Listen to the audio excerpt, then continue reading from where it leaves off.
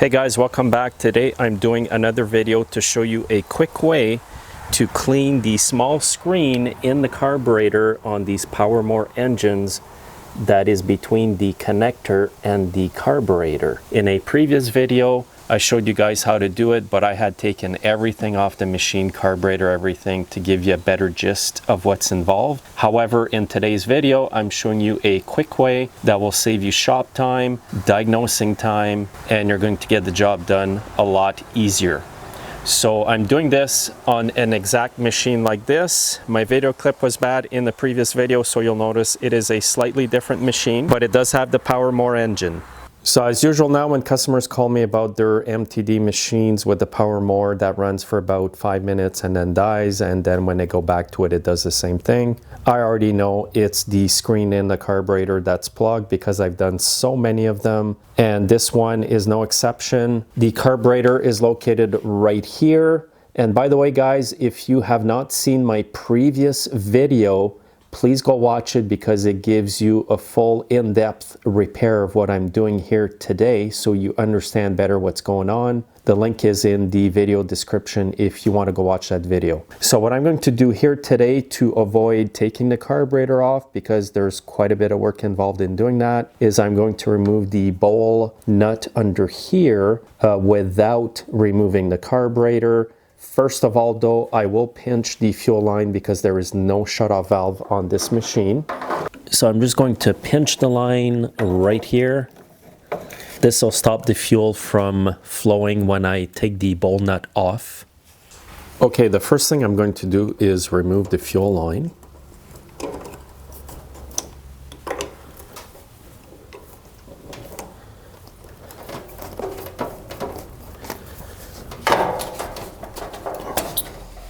And now with a ratchet and socket, a 14mm socket, I will get under here and remove that bowl nut.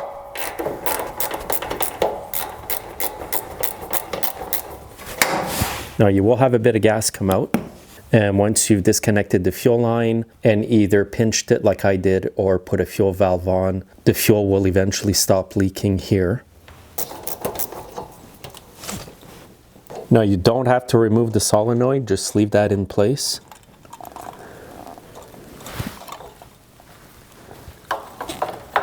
And there's a rubber O-ring between the bowl and the carburetor. And here's the bolt that holds the bowl on the carburetor. It's also a jet of some sort. And here's what the carburetor looks like when you've taken the bowl off. And what I need to do now is remove the float. And you got to be careful because the needle valve will come out with it. So usually here I can just go with my fingers, no pliers required. Keep your hand underneath, get the float pin, and the needle valve and the float will all come out as one piece, although they are two separate pieces. All right guys, this is where it gets a little more interesting. I've got my blowgun from my compressor. What you need to do is go where the needle valve seat is and blow a few puffs of air like this. And the dirt that's in the screen will come out of the connector. And what I'm going to do here is put a piece of paper so that the dirt sticks to the paper, because I want you guys to see the dirt that will come out of the connector here. So what you'll need to do is basically get your blowgun tip right in the needle valve seat and blow a few puffs of air. And keep your eyes right here. Okay, I'm gonna blow it now.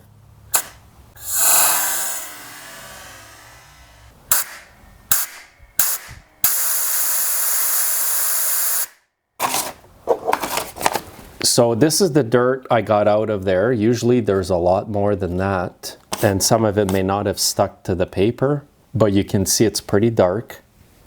This was a clean sheet of paper. Usually there's a lot more, but like I said, maybe some of it I missed here.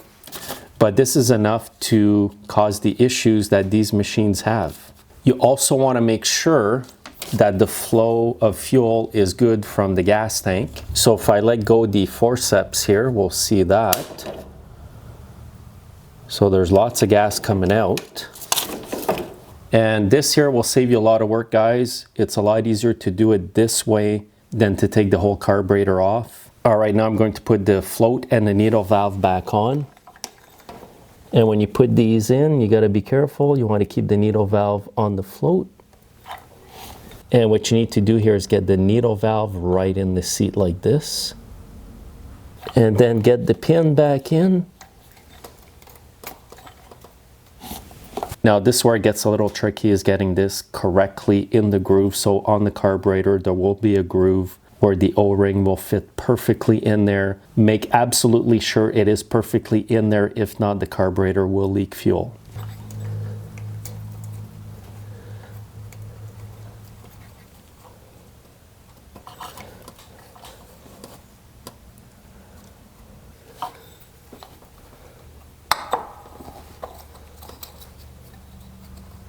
And now get the bolt on.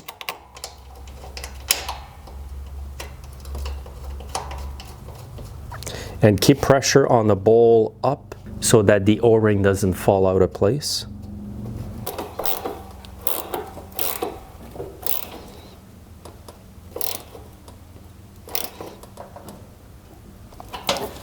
Okay, now get your fuel line back on.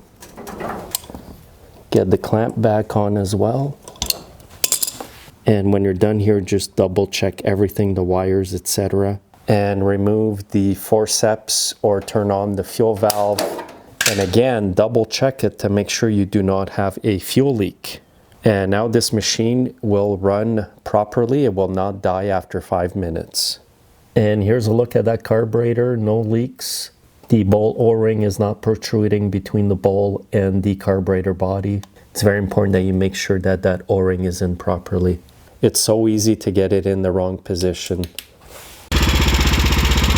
Okay, I did my whole front lawn with it after cleaning the carb like I showed you. It's been running for about 15 minutes under load and it has not stalled out on me.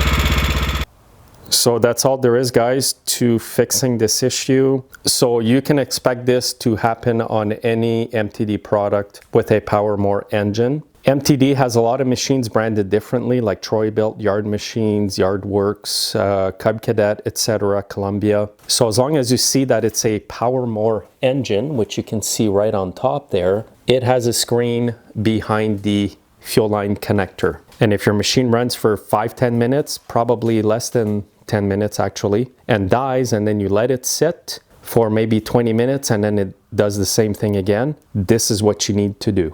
Thanks for watching, guys. Make sure to subscribe. If you enjoyed the video, please like it, and I'll see you next time. Have a good day.